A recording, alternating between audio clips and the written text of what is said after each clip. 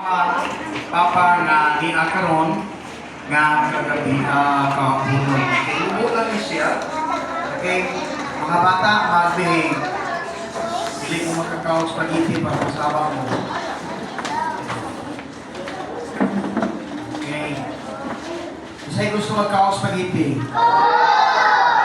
Mag-behave, hindi magsaba. Kaya magsaba, hindi makakaon. Okay na. Deuteronomy chapter 6 verse 7. Okay. Aminaw mga mama, nalikaron ng mga papa, kaya mo ni ang itudlo alang sa mga ginikanan para nagto sa mga anak. Ang Ephesians chapter 6, naging dito, okay, children of your parents. Pero, usahay, kita mga ginikanan, ang nahimong hinungdan ng atong mga anak, dili mo sa tuwa, usahay, kita mga ginikanan, ang hinungdan ng mga anak, gahikulo, kay ano, na ay problema ang pagmatuto sa mga ginikanan. Matuto ka dito sa Proverbs chapter 22, no, mga ginikanan, ito dito, train up the child the way he should go. So, i-train up na to ang mga anak, dili pagkunit o cellphone. Okay. Isa'y nagkabalita sa inyo mga naay nangadaot ng mga bata tungod sa cellphone. Ha? Okay. O, itulot na nila. Okay. So, pag umangko ni May 4 years old, tungod sa cellphone, naliba. Naghang balita sa TV atong makita, tungod sa cellphone, tungod kay gipasagdan sa ginikanan, ang mga bata sa cellphone, ang uban, nangamatay din sila. Kung dili lang mga bata, kauban ni Ramil sa trabaho, namatay tungod sa ML. No, expose kayo siya sa radiation. Okay. So muna kitang mga ginikanan, no, usahay pag di nato sila mamatuto pag-ayo sa pulong sa Ginoo, mabot gyud ang panahon nga magproblema kita sa ilaha. Di ba din nato dadun sa simbahan? Usahay ato lang itulak ang atong mga anak nga moadto sa simbahan. Balik ko na ko, no, dili lang ni istorya. Nahitabo yun ni dinhi. Mga gagmay pa ang ilang anak, pugihan kayo adto sa simbahan. Asa ang mama? Manglaba. Asa ang mama? Mamaligya. Kay kuno para mabuhi sila. Niabot ang panahon na ang mga bata na nagko. Kung sa'y gingon sa bata, gasigon mo nimo nga musimba pero ikaw dili. Yung pagka-istorya, napalong ang kadasig sa mga anak ug karon problema niya ang iyang mga anak ug gibiyaan niya tungod kay di na niya makaya ang gagahig ulo sa iyang mga anak. Tubag-tubag na lang siya. Kasi mga mama dinhi nga atong mga anak magtubo na dili maglabad atong ulo.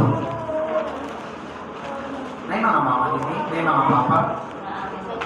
Kinsay mga ginikanan dinhi nga mudako ang imong anak, gusto ka nga mudako ang imong anak na dili maglabad imong ulo. Taas daw ang kamot. Ayaw nang gid itulak imong anak nga moadto ka sa simbahan. Himua ang imong kaugalingon nga panag-ingnan nga makita sa imong anak ang imong panag-ingnan diha sa pag-alagad sa Ginoo. Kay kung managko ang imong anak nga dili makita ang imong exampleship, no? One day, magmahay ka. Okay? So, daghan din mga bata din before. Karon duwa na ang ilang kinabuhi ano? Tungod kay wala nag-participate ang ilang ginikanan, wala naging faithful ang ilang ginikanan, wala nangalagad sa Ginoo ang ilang ginikanan, ang nahitabo ang ilang mga anak karon nahimo mga makaluluoy. Okay. Deuteronomy chapter 6 verse 7 paminawan ni. Ingon ni. naka-address ni nato mga ginikanan. Okay? Verse 6 atong sundon. Ug kini nga mga pulong nga ako nagasubok kanimo ni ining adlaw, maanaa sa imong kasing-kasing. Verse 7 paminaw. Ug ikaw nga makugihon, magtudlo kanila ngadto sa imong mga anak. Paminaw mga ginikanan, makugihon, magtudlo ngadto kanila sa imong mga anak. Okay, magtudlo ikaduha, musulti mahitungod kanila sa diha nga ikaw nagalingkod diha sa imong balay. Ay, samtang maglingkod ato sa balay, sukihan ato atong anak, dili ta magsigig yaw-yaw.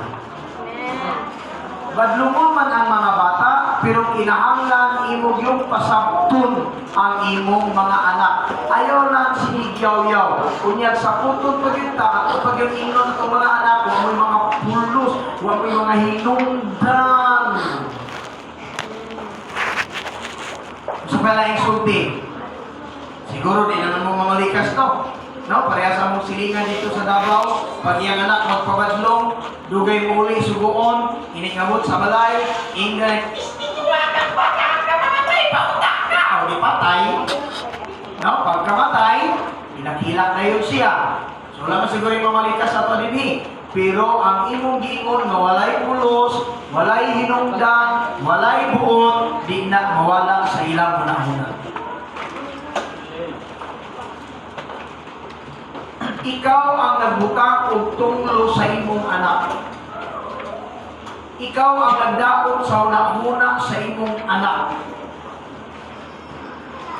Muna careful ka, bantayan nato ang mga pulong nga mugawas sa atong baba kay magresulta gina siya dili maayo. Kunya inigbuhi ana di na pwede nimong balikon pa, nabuhian na nimo na maningon damage has been done.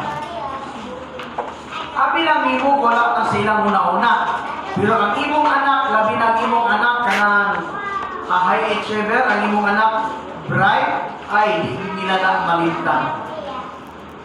Okay, ingon din niya, musulti maituod kanila sa panadaw ka sa imong balay. Ikatulo, sa diha na ikaw, kung sa diha ka malingkod diha sa imong balay, o sa diha na ikaw magalakaw diha sa dalan, ug sa diha nga ikaw magahigda, ug sa diha nga ikaw magabangon. So nato kapag ka-istorya, no, ato yung imatuto ang atong mga anak diha sa pulong sa Ginoo.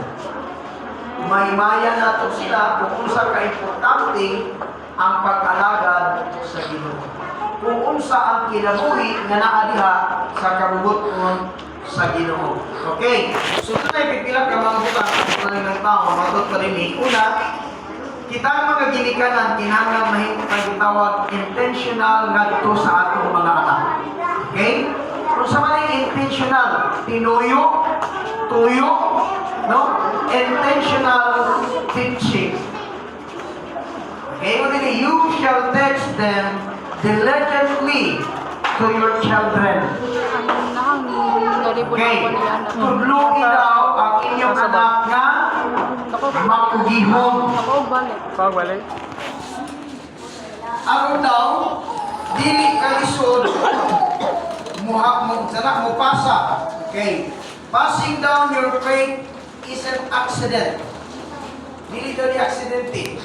It happens when you actively pass. Okay, on ngadto sa imong mga anak pinaagi sa imong pagtudlo sa pulong sa Ginoo. Take note mga ginikanan, pag mag-eskwela natong mga anak, daghan sila panahon sa gawas kaysa balay. Pagkamot kami sa balay, di pa ginato matudlo ang tarong, mo na ang atong mga anak, bata pagani, maglabad na ang atong mga ulo. So again, wala man siguro yung ginikanan din nga naguntis pagkakinibataan ni pagpaulasaw na po kaso ilong guwapa. Hindi ko ani ako nangingong prostitute. Wala. Ini bataan ni kaya mula isog ug dagway ako ning imong tulisan. Wala. Napala sa tiyan imong anak na kay mga maayong pangandoy. Pero ganong daghang mga parent higala na naay maayong pangandoy pero napakyas ang ilang mga pangandoy sa diyang nataw ang ilang mga anak tungod kaya wala nila na matutong pag-ayo sa pulong sa Diyos. Wala sila nahimong maayong palagtingnan diha sa pangalagan sa Diyos. Ako, nagtubok ko ng akong papa nagdalaw simbahan. Gikan mi sa United Church of Christ of the Philippines. Tubong yung sisipigid bitanan. Evangelist akong papa, layman evangelist, pero akong papa, wala na himong maayong paningnan sa pag-alaga. Magwali akong papa ang abaga na ay pading. Sa pading niya, Mark na sigarilyo. Pag mag-away sila sa akong mama, ingon niya akong mama, biyaan papaka kaysa akong bisyo. Naminaw lang ko. Aksyon na dapat akong mama, pero kadtong tanan higala, na-record na sa akong unahuna. And then, pag punisiti na akong papa, why, pagpasabot, buna lang kay kunal. And then, iabot sa punto, ning kumudako na akong pag-iyon. Nagkaroon kong hatred. Bilang kong martial arts, hindi para sa laing tao, para sa akong papa. Salamat naman, nahitabo higala na hapit din ako malabay baso akong papa. That was the time nga na born again Christian ako. Fourth year high school ko, nangayon na kong libro, papalit kong libro, grabing yoyo sa akong papa. And ang baso na Duralex na nasa akong kamot, ako nang gituyog-tuyog. Hindi man ako kamakaya karon, di ka nagawas din kaya akong mga barkada nasa gawas. May na lang nakita na ako kung mama na nagtulo ang luha na remember na ko na born again Christian ako. Mindagan ko sa CR, mindilak ko sa Ginoo na ngayon kong pasayo. Gusto ba na ako mga ginikanan? No, usahay kitang mga ginikanan, mga nahimong hinungdan na ng atong mga anak na ay hatred sa kasi. Kaya mag-away mo, mag-away ka, tubangan sa mga bata. Ayaw yun yung nagbuhata. And then, kung mamuna ang papa, ayaw dito yung higalag. Ubus na dayo, mama, ang inyong anak. Ayaw inyag, bad si papa. No. Kung nagdisiplina, ikong bana, bisan pag nasubrahan, ing nagib siya. Nganong gibunalan ka, kay nagbad ka. Ayaw siya gaksa, ayaw siya kayong ayuma, kay dili na makatabang sa iyaha. Vice versa, kung ang mama mamunan, ayaw na ang bata nga bad si mama. Ingna, nagibunalan ka, kay nakasalat ka. Muna ang ginahimo makasawa. Ay ito ay kapukak lang eh. Pag masubraan ko, nakalantaw lang siya sa akong mata. Pag masubraan siya, nakalantaw lang po sa iyang mata. So muna mga ginikanan, no? Dili ta magpabaya, dili ta magpataka, no? Kay ang malugog sa atong mga anak, posible makadaot sa ilaha. Okay? Ikaduha din ni atong ng taon kay kinigitawag faith on the move. Ngayon din he, and shall talk of them when you sit in your house and when you walk by the way. So matod pa, no, kinahanglan na kinigitawag spiritual conversation are meant to happen anywhere originally. Isang asa daw ka, kinahanglan hindi mawala ang mga espirituhanong pulong para sa atong mga anak. Ikatulo, no? Faith from morning till night. Look pasabot, no? Kahit sa ganit kay Mali. Ha? Nag-isgot ang tagay-isgot to the farm. Okay. Kinahanglan imong tamnan o binhi sa pagtuo ang unahuna o kasing-kasing sa imong anak. Kaya kung dili, di mo na tamnan, karon ang bata kaya pang maminaw sa imuha, pero pag mudako na na, magmisog na ka anak. Pag kinahanglan, no? Ato higalan, i-impart sa atong anak ang mga butang nga dapat nila masabtan. Kay kini higala, no, while ato nini impart sa ilaha, ato itanong sa ilaha una-una, mao ni higala ang mo-shape o mo-process sa ilahang kinabuhi nga mutubo sila, although ang mga bata di man perfecto, pero mutubo sila nga dunay kahatlog sa Ginoo, dili o dili gid ka magmahay sa imong kinabuhi. Dili ka magtapos, no? Dili perfect ang akong mga anak.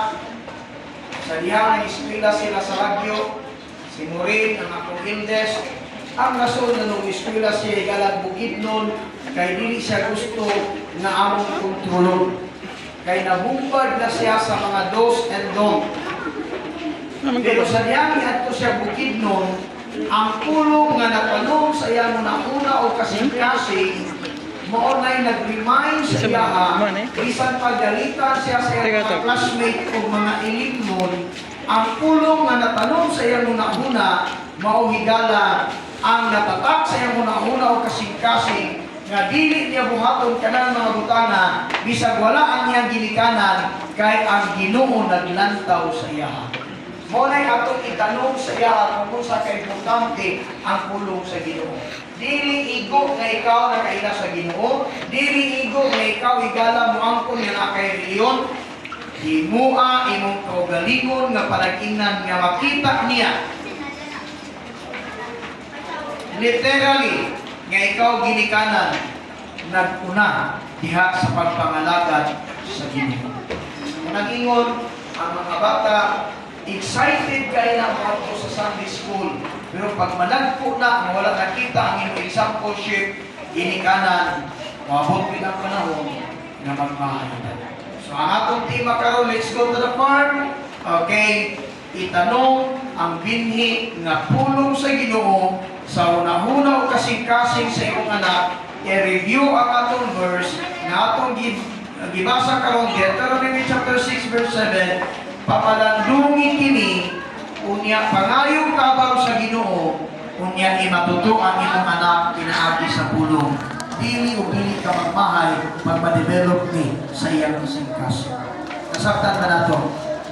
Okay, mag-indog ta. Okay, ginikanan. Sundo nato ni mga